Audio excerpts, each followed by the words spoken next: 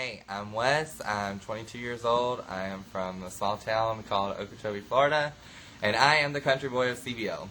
You are indeed the country boy. So tell us a little bit about your growing up. Growing up, I lived with my mom and my nanny, who raised me, and I rodeoed my life. What's rodeo? Rodeoing's with like animals and equine and stuff. I'm a bell racer. I grew up in a rodeo Explain family. what that means. Someone who doesn't know. Well, bell racing is where there's three barrels set up in a cloverleaf pattern. Fastest horse wins, and you ride. Ride what? A horse. You ride a horse, and you just go as fast as you can, full speed, full throttle, all the way. So, I grew up doing that, and then at the age of... How big was the area you grew up in? Oh, Okeechobee was very small, very, very small. Well, pretty much my whole family's from there. So I've got 6 generations there. It's a lot of people.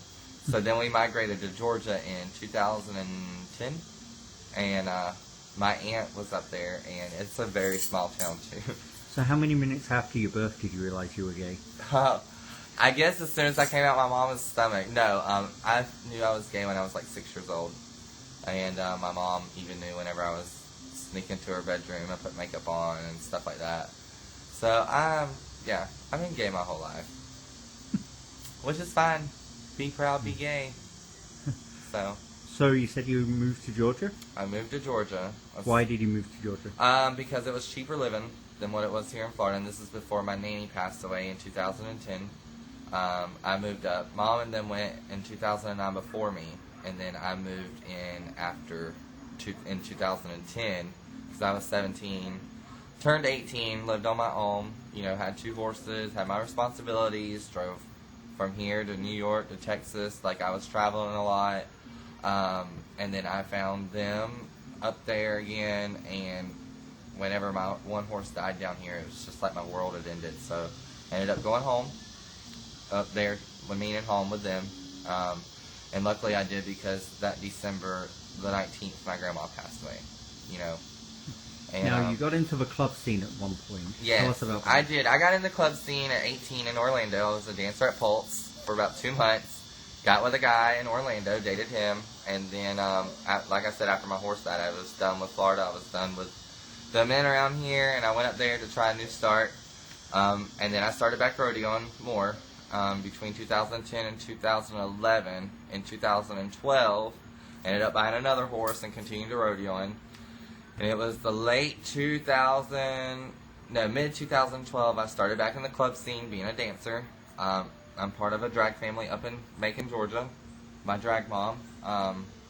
And then I just started, I was done with the rodeoing, my horses, we lost my truck, my trailer, and my mom was going through a divorce. We had to live with my aunt. It's just a hard time in our life. So I just kept on keeping on and sold a horse, got a car, and then I moved to Atlanta, which was a big mistake. I wouldn't say mistake because you never regret anything in your life, but it was a big, big deal. I started dancing at BJ Roosters, and then I got on the party scene. I got to travel. I got to go to Chicago. I got to go to Nashville. I got to go to different places, but at the same time, I was doing stuff that I'm not proud of. Such as? Drugs. I got on the drug scene. What kind of drugs? Methamphetamines, which I have been clean September 25th of 2014 a year. So why did you start drugs? It was a way to cope because after my grandma passed away, I didn't really have, my mom didn't understand me, me being gay and everything. She wasn't accepting of it. And then when I decided to come home and clean up, I told her, I was like, look, you're one of the reasons why I have been doing this. I don't want to do it no more, but it was my escape, pretty much, instead of dealing with everything. So I had a boyfriend that shot up heroin, and I had to sit there and watch him do that. And then when we broke up, he moved to Louisiana with his sugar daddy, and I quit the bar up there and went back home. And then I got my shit together somewhat for a month, stayed clean for a month, and then all of a sudden I relapsed, and I went back to Atlanta, stayed for 3 weeks, called my mom the 3rd week, was crying, and one of my very good friends, Marcus, up there, paid a guy to take me home to Mom. And then it was 2 weeks later, me and Mama decided to move back to Florida. Oh, wow. So how did you come to be here? How did I come to be at CBL?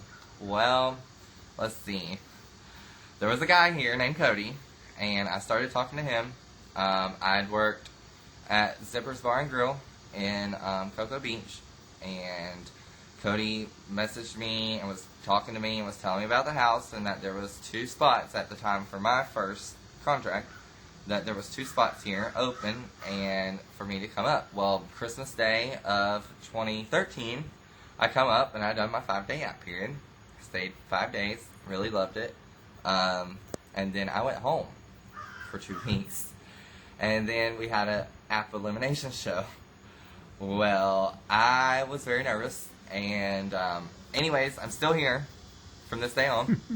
Had a good New Year's. I said this New Year's is going to be my year to get my GED, to get my studies, to get a vehicle, to get my life straight. And I've been working progressively on all of it. Great. So, Hey, well, let's follow your life. yeah, follow my life for 6 months.